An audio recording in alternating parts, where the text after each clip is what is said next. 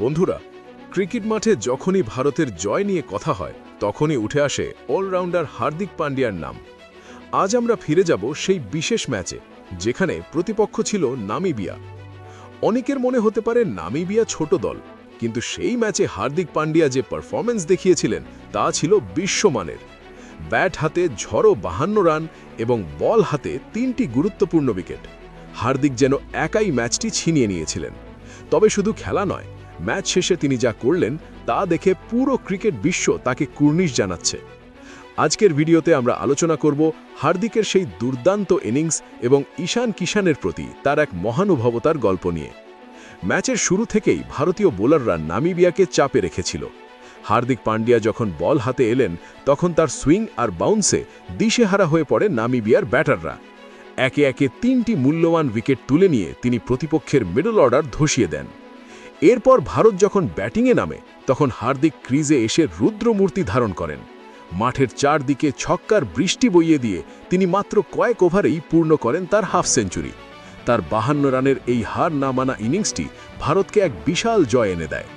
নামিবিয়ার বোলারদের কাছে হার্দিকের কোনো উত্তর ছিল না। হার্দিক প্রমাণ করে দিলেন, প্রতিপক্ষ যেই হোক না কেন তার আগ্রাসন সব সময় একই থাকে।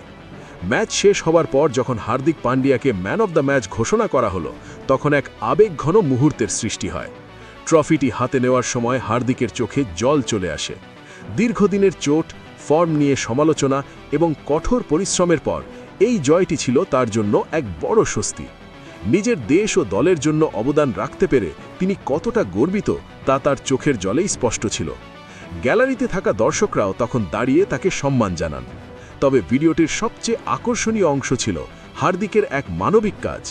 ম্যান অব দ্য ম্যাচ ট্রফিটি পাওয়ার পর তিনি সেটি নিজের কাছে রাখেননি, তিনি সরাসরি এগিয়ে যান তরুণ সতীর্থ ঈশান কিষানের দিকে। এই ম্যাচে ঈশানের অবদানও ছিল অনস্বীকার্য।